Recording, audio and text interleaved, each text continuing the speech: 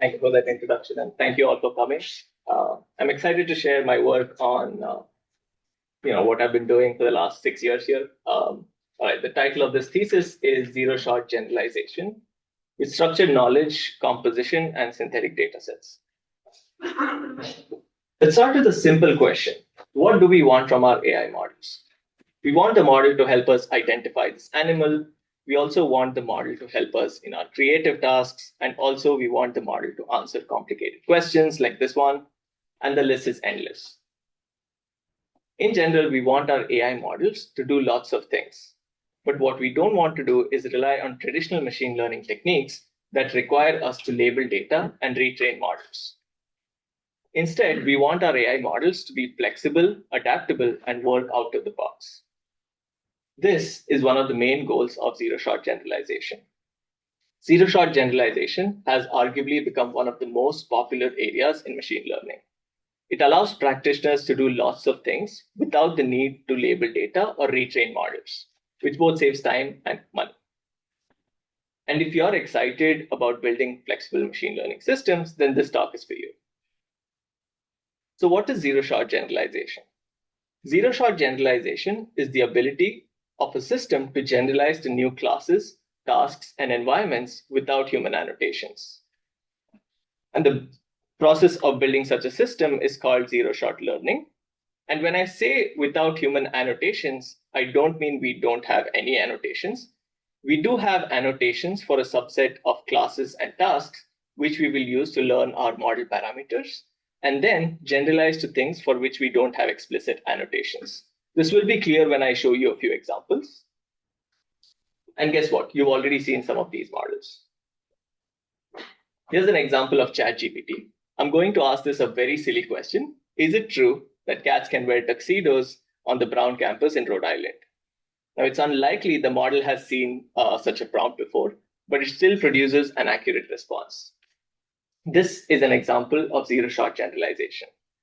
And in the end, ChatGPT asks me if I want to generate an image of a tuxedo-wearing cat posing in front of Van Wickle Gates. And I say yes, and it produces this image, right? And if you've seen the Brown campus, you've seen this gate. It's pretty cool, right? But wait, how did we get here? Zero-shot generalization was never this easy. You couldn't really use off-the-shelf models to do what you want. Just a few years ago, researchers looked at zero-shot generalization from a very narrow lens. Let's consider this example. In traditional machine learning, we learn a classifier for an otter and a polar bear using only the images. But in zero-shot learning, we learn to classify images with the help of additional class representations, which are descriptions of the class.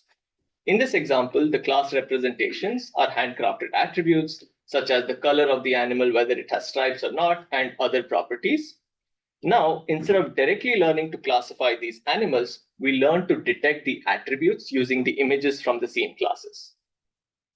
And then at test time, we have the scene classes and their class representations. We also have new unseen classes and their class representation. And suppose we want to classify this animal in this image, we can use the trained model that's to detect the attributes in the image and then get the predictions. Now, the model says that with a high probability that black, white, and stripes are the attributes present in this image. Then we match the predicted attributes with the class representations for each of the classes and choose the highest score as our prediction. This is a simple zero-shot learning pipeline. A key challenge here is to create scalable and robust class representation so that it can generalize to a large number of classes at test time. But what changed the whole landscape of zero-shot generalization was the rapid popularity of foundation models. People had access to internet-scale data in the form of text or text with other modalities. Plus, newer architectures like transformers were highly scalable and could be trained in parallel. And training with simple learning objectives like next token prediction or contrastive learning with massive amounts of compute helped create today's foundation models. A key to their success was the use of natural language to describe classes and tasks which made them incredibly flexible and gave good zero-shot performance out of the box. But these foundation, sorry. Can I ask a question? Sure, yeah. So how do you define zero-shot learning versus internet scale data? Right. So I will answer that later in the talk as well, because we sort of have the pre-trained model as the zero-shot baseline, and then on top of that, let's say we do some learning, we do have some notion of what explicitly unseen is. So that will come, that will be important when I talk the clip work and so on and so forth. Thanks. Good. Yeah. So these foundation models don't always work well.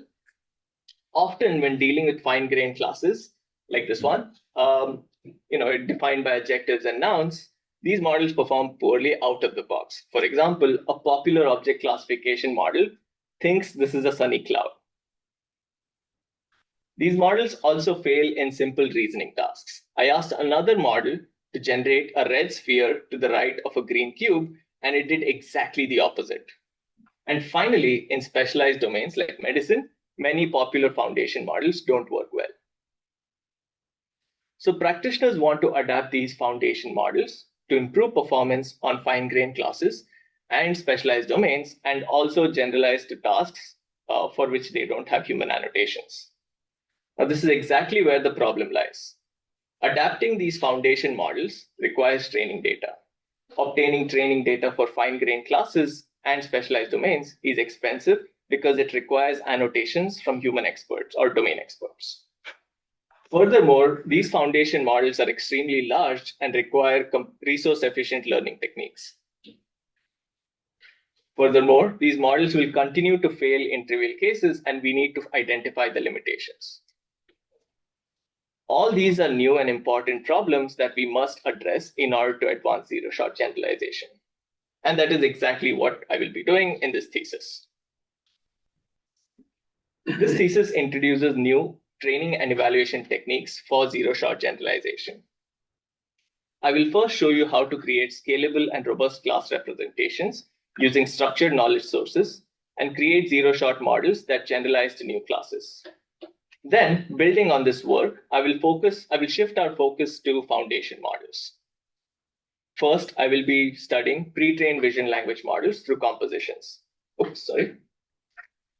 I will show you how learning to identify objects through compositions will enable us to generalize efficiently to new fine-grained classes without annotations. Then, with a similar setup, I will probe vision language models to identify the limits of compositionality in them. And then finally, I will show how using synthetic datasets how you can use synthetic datasets to adapt large language models to specialized domains.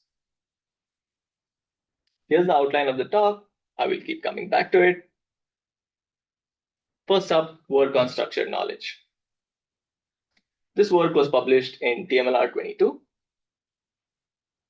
As I mentioned previously, learning with additional class representations is key for zero-shot generalization. Let's look at a few examples. Here's the handcrafted attributes that we had seen before. This was one of the first things people tried.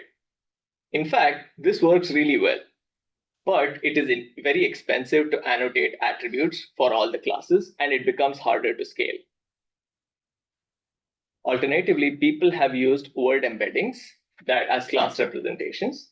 They are very scalable, but they don't perform as well as handcrafted attributes. One increasingly popular method is learning class representations from knowledge graphs. They offer the structural power of handcrafted attributes and the flexibility of pre-trained embeddings. They represent the nodes of the graph as classes and learn graph convolutional network over it to get a vector representation of the node and use that as the class representation. They've achieved strong results on zero-shot object classification on the WordNet graph. Now, the question we asked is, how can we make this approach more general purpose so that it can work on lots of tasks in both language and vision? Our idea was to use common sense knowledge graphs to generate class representations. They're a lot more general purpose than WordNet graph. They're extremely large scale and have anywhere between 100K to 8 million nodes. and have anywhere between 2 million to 21 million edges. And in our work, we use the concept net graph, which is a superset of several other knowledge graphs. But we run into some issues. Existing work does not scale well to larger knowledge graphs because they were designed for the WordNet graph and made restrictive assumptions about the structure of the graph or the size of the graph. To address these issues, we created the ZSLKG framework, a general purpose zero-shot learning framework that learns class representations with common sense knowledge graphs. To deal with the complex graph structure, we introduced the Transformer Graph Convolutional Network, or the TRGCN. On a high level, what you need to know is that TRGCN learns class representations by taking a nonlinear combination of the node features or neighborhood features. Plus, it is inductive, meaning we don't need access to the entire graph structure during training. This is very useful when dealing with large graph structures. And then finally, this is modality agnostic, meaning this will work for both vision and language. Here's the high-level architecture of ZSLKG. This is called the bilinear similarity model. On the left-hand side, we have TRGCN, which is the class encoder, which produces the class representation. And on the right-hand side, we have the example encoder, which is typically a neural network that encodes the input and produces a vector representation. And now this is a common pattern that we will see later in the talk as well. So it's important we understand this. What's important to remember that TRGCN and the example encoder produce vectors in the same vector space. And since they are in the same vector space, we can take the dot product between them and get a score. The score should be higher if they belong to the same class and lower otherwise. We use this information to backpropagate and update the weights of TRGCN and the example encoder. Here's the same architecture with an example object classification task. On the left-hand side, we have the Transformer Graph Convolutional Network. And on the right-hand side, we have the example encoder, which in this case is a ResNet that accepts an image as the input. This could be BERT for text as well. And the main takeaway here is that TRGCN generates a class representation that is aware of the knowledge graph structure. It knows that cat has an edge to drink an animal, and so on and so forth. We expect this additional knowledge to help us in our downstream zero-shot performance. We experiment on 6 datasets across 3 tasks. The first one is fine-grained entity typing. This is an NLP task where we need to identify the type of entity. In this example, the entity is a person and someone in the legal space. Intent classification, this is a classification task where we need to detect the intent of the query. In this example, the intent is restaurants. And then finally, object classification, where we need to identify the class in the image. And this is a zero-shot setup, meaning we train on a subset of the seen classes and then generalize to unseen classes at test time.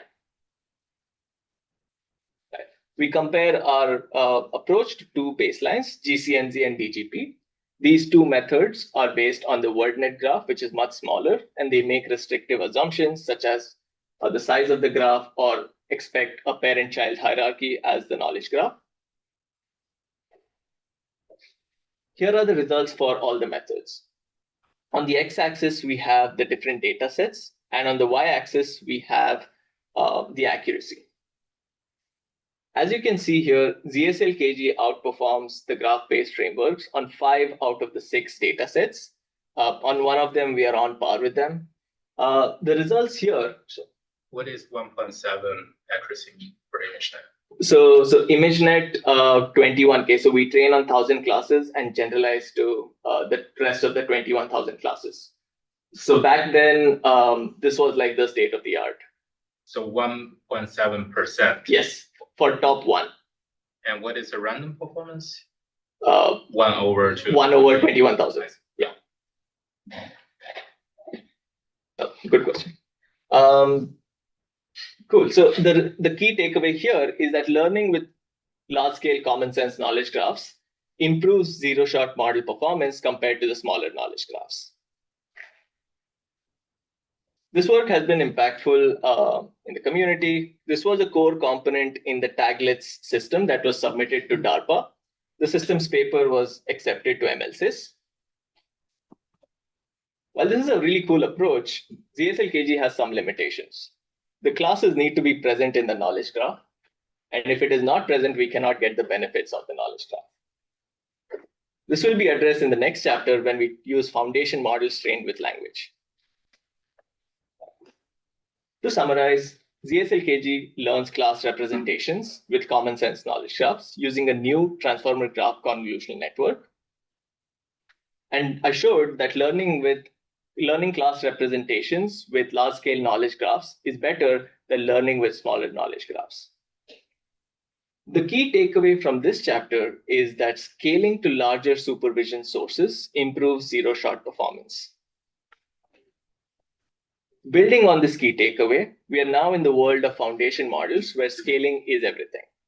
In this chapter, I will study large-scale pre-trained vision language models through compositions. I will show that learning to identify objects by composing concepts enables us to efficiently generalize to new fine-grained classes. This was a joint work with Palin and published at iClear.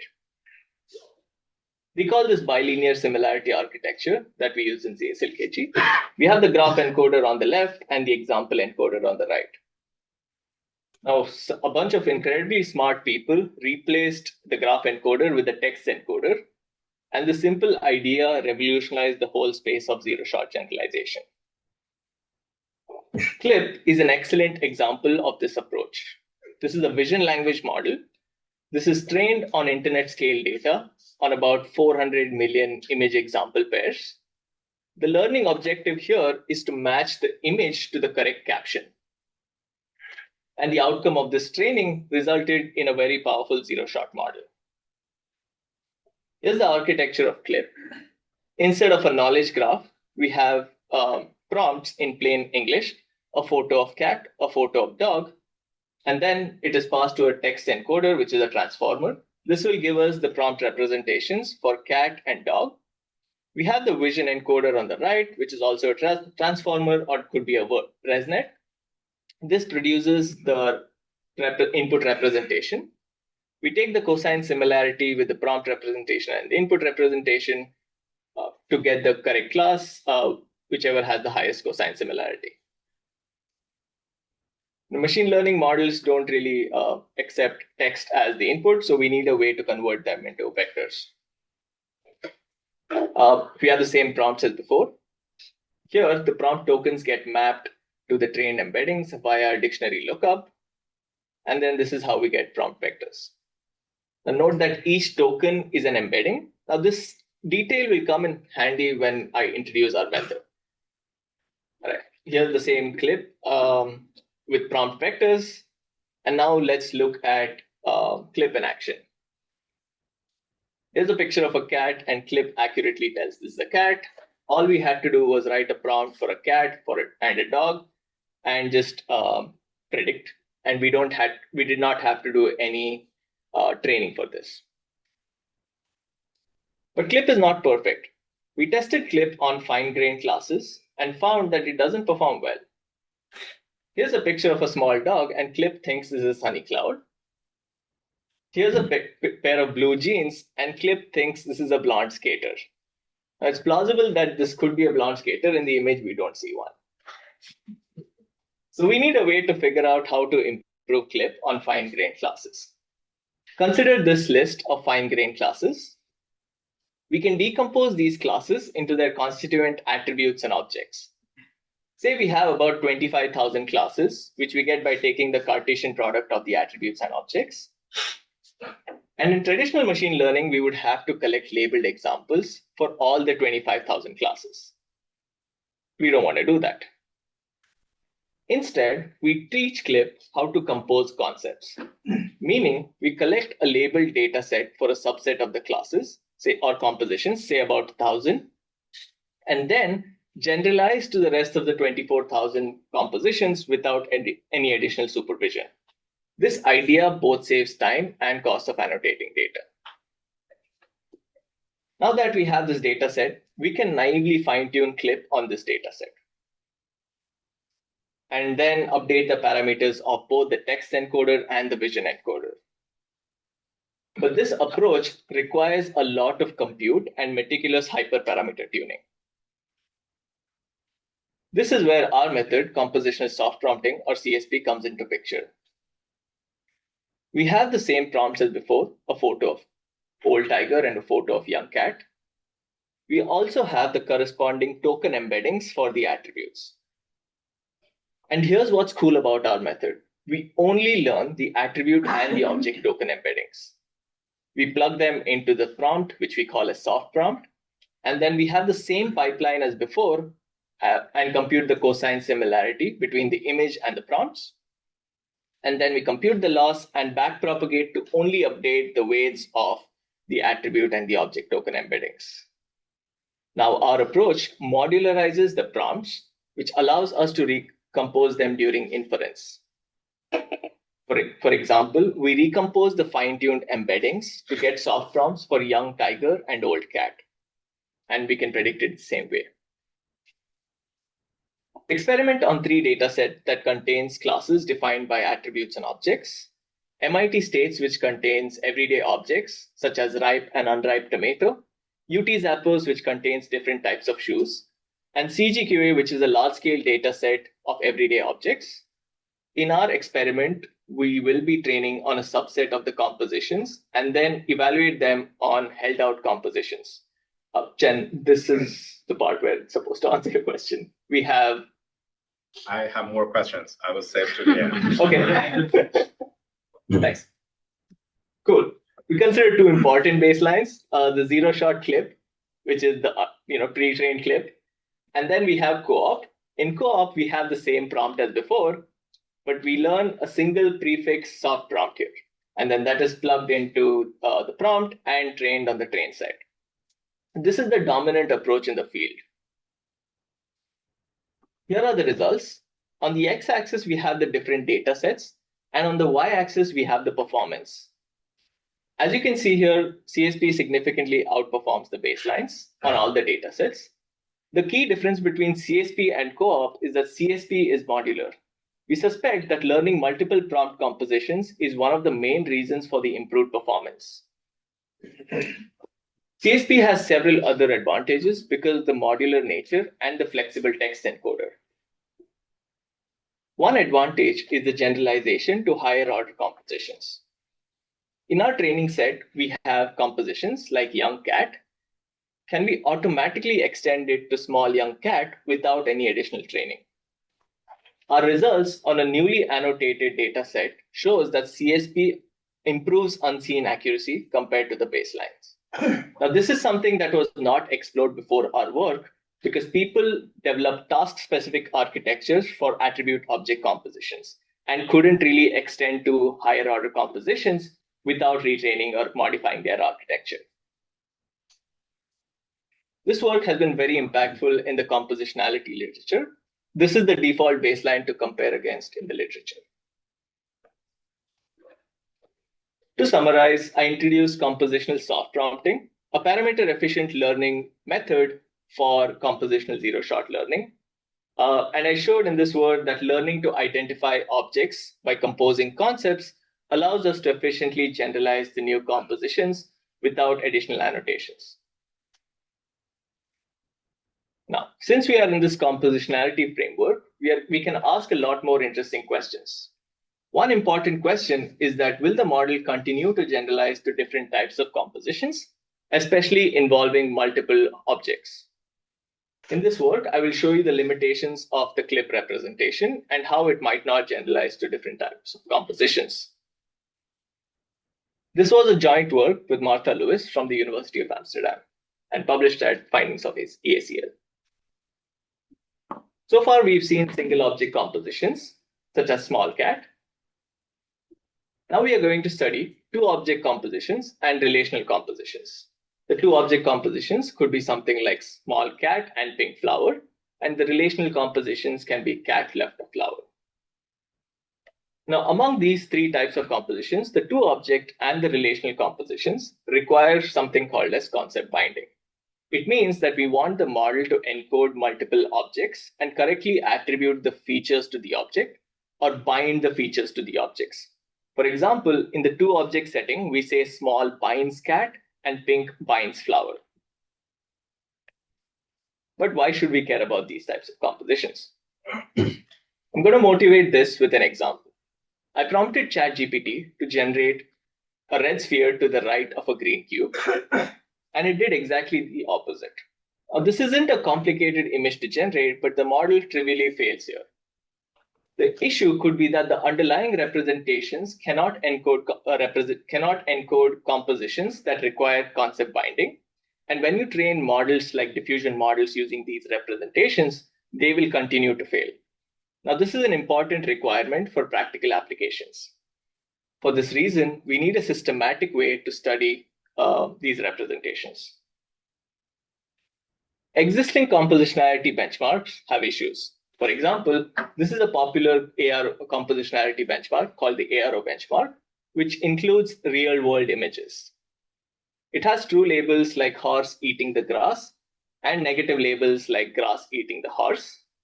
In this case, it is checking if CLIP can understand the order of objects, and if the representation is learning only a bag of words representation, it will fail. But here's the issue. It doesn't really test the vision part of the vision language model. Suppose you black out the image, and you can take a language model and just predict the answer using just perplexity, and you'll get a really high score on this benchmark. This motivates the need for a more controlled setup or an environment to evaluate CLIP. For this reason, we created a new benchmark called the concept binding benchmark. This is a synthetic benchmark designed using Blender, and credits to my collaborators Ellie and Martha for creating this benchmark. And this has three different settings: the single object, two object, and the relational setting. Since this is a synthetic benchmark, we have the flexibility to carefully curate the positive as well as the negative labels. Let me walk you through the different settings. In the single object setting, we have one correct label, blue cube, and 4 randomly sampled negative labels. In the two object setting, we have correct label as yellow sphere and 4 negative labels, out of which 2 of them are hard negatives. Our model should not confuse yellow sphere with gray sphere or yellow cube. The reason we call them as hard negatives is because we want the correct attribute to bind to the correct object. In the relational setting, we have cube left of cylinder, and then we have 4 negative labels, out of which 2 are hard negatives. Our model should not confuse cube left of cylinder with cube right of cylinder or cylinder left of cube. In each data set, we have 3 splits, trained, validation, and the generalization classes. All of them have disjoint classes, just like in a zero-shot setup. We will train the model on the train set and use the validation to check the performance and report the generalization split accuracy. Here I will be showing you performance on the train and the generalization split. Let's look at the results. On the x-axis, we have the different methods, CLIP and CSP. And on the y-axis, we have the performance. We can see that all models are performing pretty well. So far, it's looking good. And in the paper, we have a lot more methods, but they also do pretty well. Now, in the two object setting, things get interesting. There is a significant drop in performance in both CLIP and CSP. No model gets significantly above the random baseline on the generalization split. Upon doing some error analysis, we found that 2 types of errors dominate. In the first type of error, the model gets confused by the adjective type. And in the second type of error, the model gets confused by the noun type. The performance in the relational setting is even worse. Both CSP and CLIP get close to 0 on the generalization split. We did some error analysis again and found that 2 types of errors dominated. In the first type of error, the model got confused by the order of objects. And the second type of error, the model got confused by the relation type. So what does this all mean? These results indicate that the representation might not be rich enough to encode compositions that require concept binding. This could be potentially because the fact that we have separate encoders for the image and the text representations, and training with additional data doesn't really teach the model to generalize to new compositions, which is an important limitation to keep in mind. This work has also been impactful. Folks have extended our findings to diffusion models and found that diffusion models can understand two object compositions, but still cannot identify order.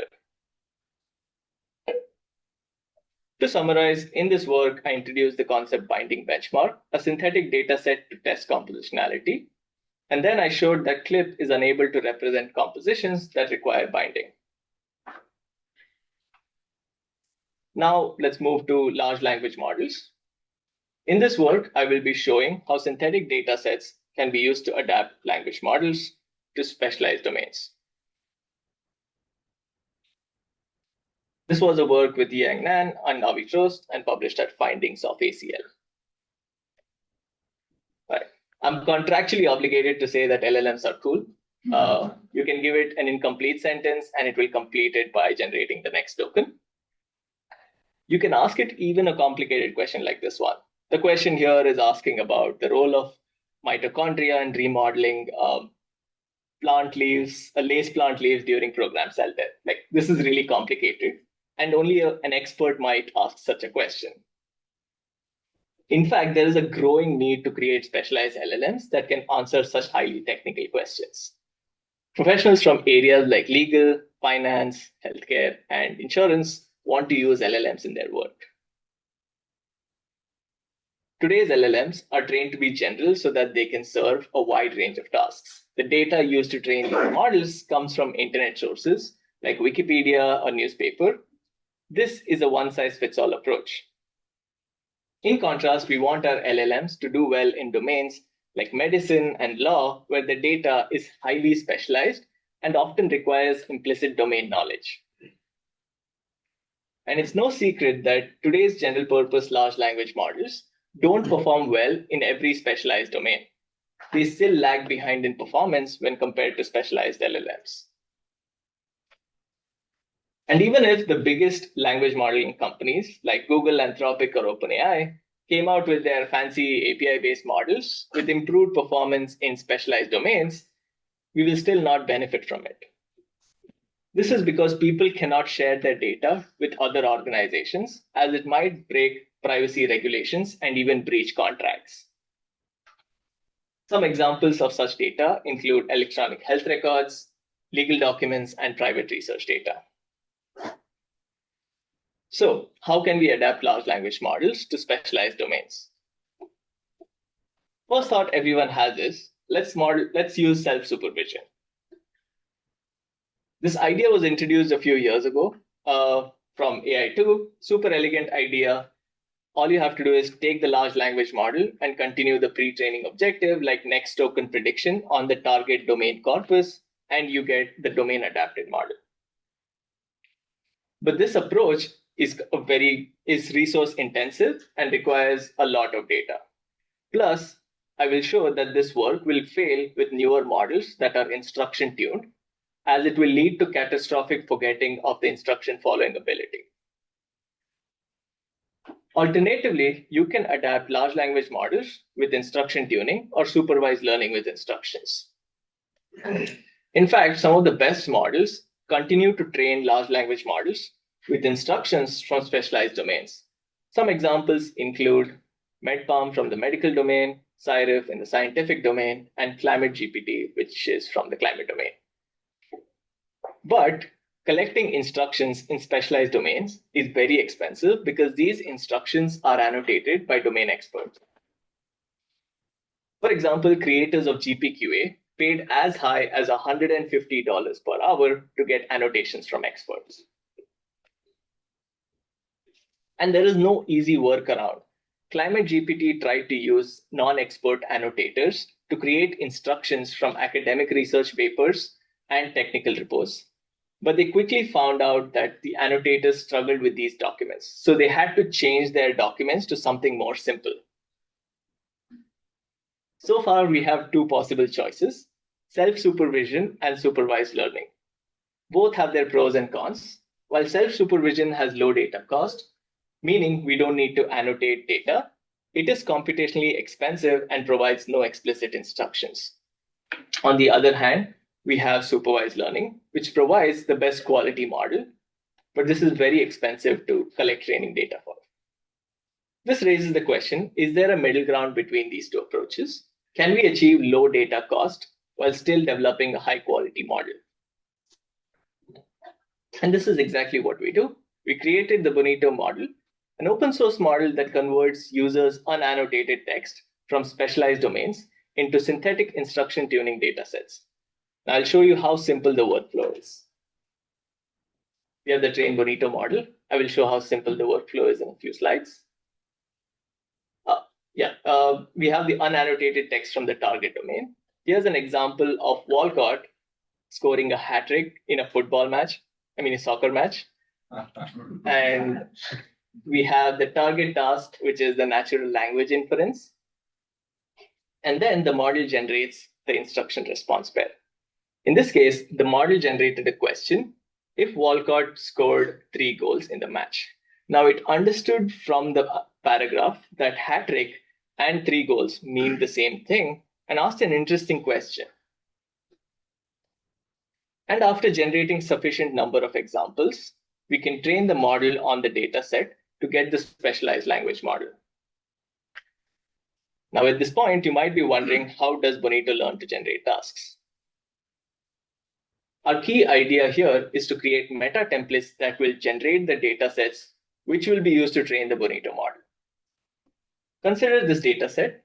This data set has columns like question, answer, and passage.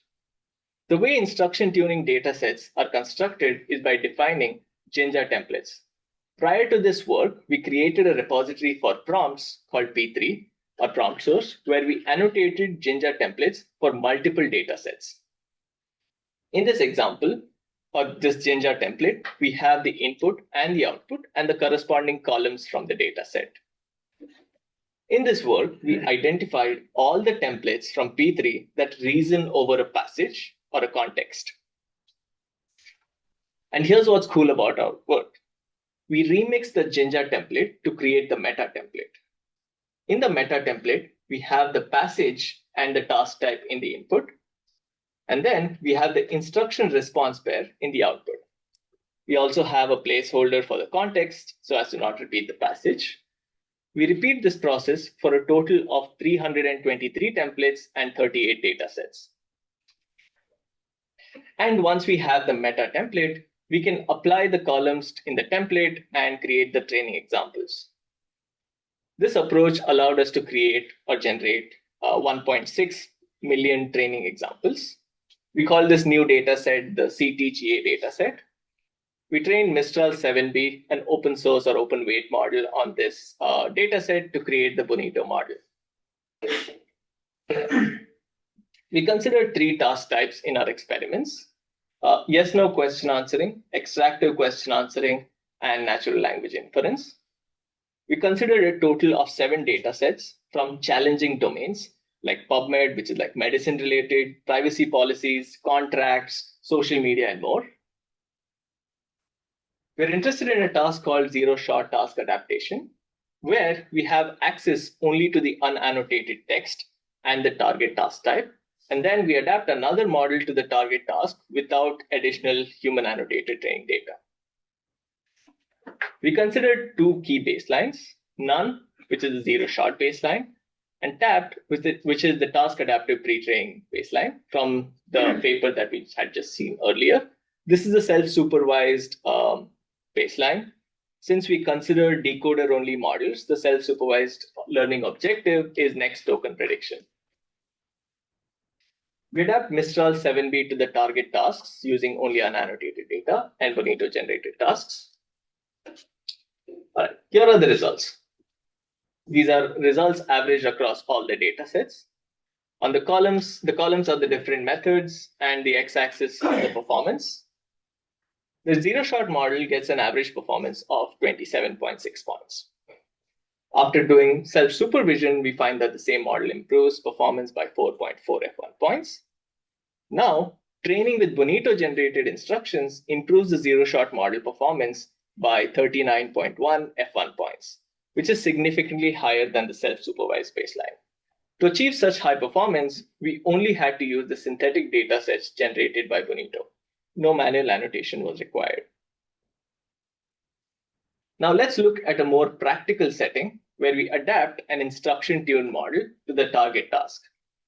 We create an instruction-tuned model by training Mistral 7B with instructions from P3. We will now adapt this model using self-supervision and the Bonito-generated tasks. Here are the results. First, we find that instruction tuning improves model performance on average and does reasonably well in the specialized data sets. Now, this is where things get interesting. We find that self-supervision hurts model performance by 0.8 F1 points. On some data sets, it reduces more than others. This is because self-supervision interferes with instruction tuning that leads to catastrophic forgetting of instruction following ability, which overall drops the zero-shot performance. Now, this is important because prior work did not adapt. Oh, sorry, let me say that again. Prior work only adapted pre-trained models to specialized domains. But in 2025, most people don't start with a pre-trained model. They start by adapting an instruction-tuned model because it performs so much better compared to a pre-trained model. And we find that Bonito improves performance by 15.1 F1 points. And we don't see issues like catastrophic forgetting because the tasks are formatted as instructions. Right? Bonito has been very impactful in the community. Our models have been downloaded for over 15,000 times. This has also been very impactful in the broader community. People have written articles about the work we don't know. And also it has featured in technical reports alongside Microsoft's flagship agentic framework on synthetic data generation. And to summarize, building large language models is going to be an important problem. Creating synthetic data sets in specialized domains is a good approach as it offers a favorable trade-off between performance and cost. And indeed, I showed that synthetic data sets can improve performance of both pre-trained and instruction-tuned models in specialized domains. All right, in this thesis, I've discussed 4 papers on zero-shot generalization. But throughout my PhD, I've been fortunate enough to work on several other papers on zero-shot generalization with people at Brown and outside. And my work has helped the community significantly, hopefully. All right. Cool. Now for the best part of the presentation, acknowledgements. But first of all, thank you everyone for coming to the defense and also everyone on Zoom. First, I want to thank Steve. Steve taught me everything I know about research. Thank you for always pushing me and encouraging me to do the right thing all the time. And also, thanks for being kind. I could not have asked for a better advisor. Thank you. Ellie Chen, I'm honored to have both of you on my committee. Both of you have helped me so much throughout my career and my PhD. Thank you. I also want to thank my close collaborators, Martha Lewis, Palin Yu, Yang Nan, or Oliver, Avi Trost. Oliver, thank you for flying in. And I also want to thank members of Maths Research and Superlab, who are the best people and some of my closest friends. I want to give a shout out to a few people. I'm sorry if I miss out a few names.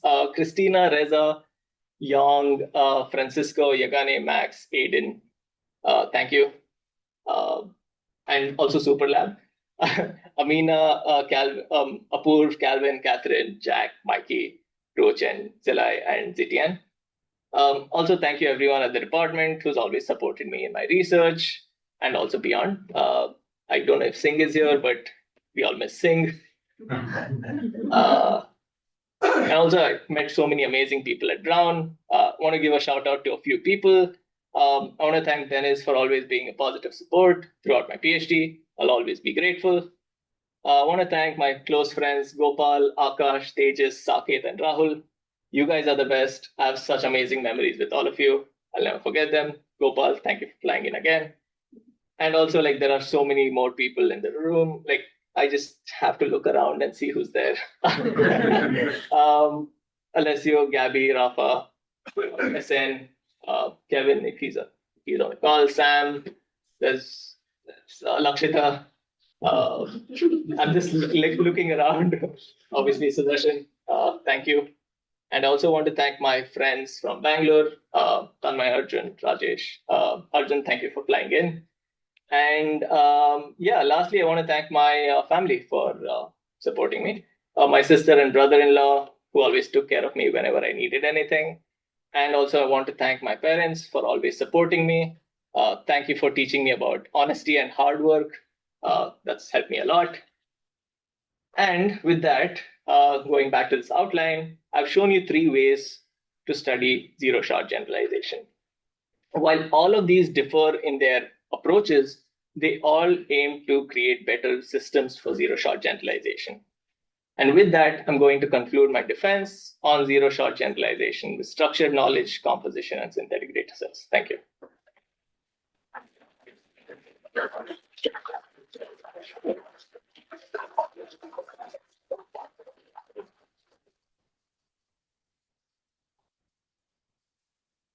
Thank you, Nihal. So we'll take some questions from the audience. So of course, faculty members are welcome to ask questions now, but we'll have a separate private session as well.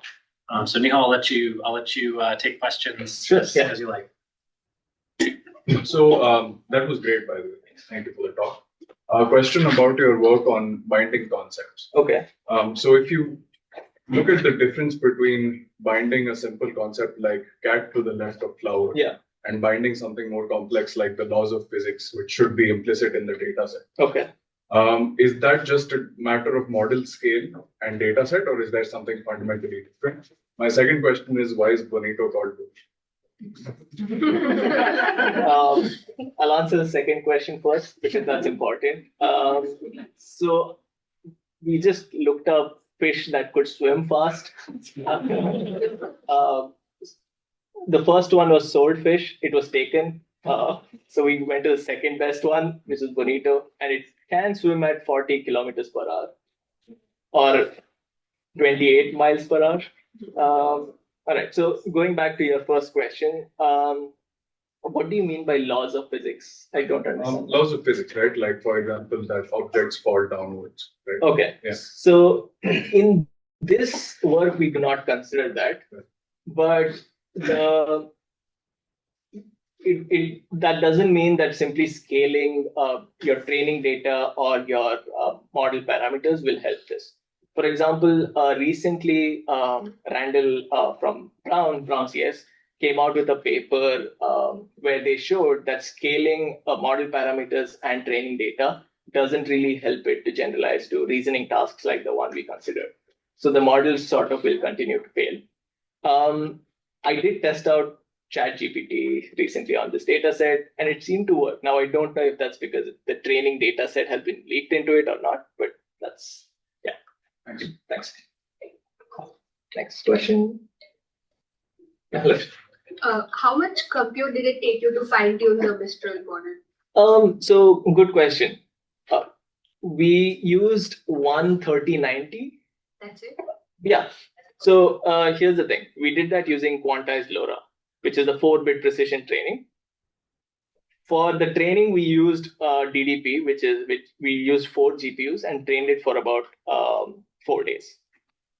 Yeah. So it doesn't take a long time. All we needed was 1 GPU, but in total we used 4 GPUs. DDP does not like shard the model parameters. Yeah. Yeah, thanks for the talk. And I have a question about the structural knowledge. So given now that bigger models are trained on web scale, do you think there's a need for curating this structural knowledge? Like how would community work on structural knowledge move forward? That's a really good question. I have to think about the answer for a bit. So right now, large language models on their own can generate like these knowledge graph tuples. So this was a paper from 2020 or 2019 called Llama, that showed that you can use language models as knowledge bases. And I suspect that you can use large language models and just predict the next token, and you might get like knowledge graphs. What it might miss out is like the concepts that are lesser represented on the internet. So that is where you might still need a knowledge graph. Yeah. Any other questions? I had a question about your ZSLKG work. That was before I got here, so that's the part I knew least about. But it seemed really nice. You had this like knowledge graph, and you said that it didn't have such rigid, like it didn't have a parent-child hierarchy, right? It was very flexible. Could you talk more about that? How your method handles more flexible graphs? Yeah. So only WordNet had this parent-child hierarchy. Has this parent-child hierarchy, and one of the baselines, DGP, made use of that fact when designing their graph neural network. In our work, we used a transformer, which was a lot more robust, and you did not really need like this explicit notion. You can just use more training data or like richer knowledge graph, and we kind of found that it helps it generalize better. Yeah. I was curious about like Bonito's ability to generate synthetic data sets from out of domain cases. So for example, I work at Netflix, and we're looking into adapting language models for recommendations, right. And we're trying to verbalize the Netflix domain data, which is sort of like user history kind of data, right? So would you think that Bonito would generalize to some kind of domain like that was not trained for a task type like recommendation, for example? Yeah. To verbalize the. Yeah, that's a really good question. Now, one thing to keep in mind is that the way Bonito was trained was like it expects like a text, like a big chunk of text as the input and a target task type, and then it will generate synthetic questions or synthetic tasks accordingly. Now, it depends if you want like tasks that are not constrained to like a text. Here, we want to adapt like a language model to like a specific domain rather than so it's in text form. Like let's say you just have history of users, movies they've watched, and you ask Bonito to generate an instruction tuning data set for recommendations. Yeah, I think it should be possible. We do have a demo. You can test it out. I can share you the link. Yeah. Like I'm interested on your compositionality work, particularly the question that about clip and compositionality. Have you tried it out with other language VLMs such as Llama or just few-shot prompts with GPT-4 or Claude? How are they on compositional tasks on the data set that you? Yeah, that's a really good question. So when this paper, are you monitoring the chat? Yeah. Is there any question? No, just a flood of compliments. Oh, okay. Sorry, I'm not used to it. Yes, so going back to your question, like, will Llama models work on compositionality? So with the data set that we constructed, the Llama 3.2 model did seem to work. Now, I don't know if that's because of the change in architecture or they've leaked the training data in it. So that is something we haven't investigated. Like that work, Llama 3.2 came out just a few months ago. This paper was published like a while ago. Okay. So you felt that Llama is a bit better in compositionality in compared to Clip. Was that your observation? My observation was that with Llama model, it generated the right output on what I wanted, but I cannot conclusively say if it was better at compositionality. Thanks. Questions? Okay, if that's all the questions we have, then let's thank Nihal again.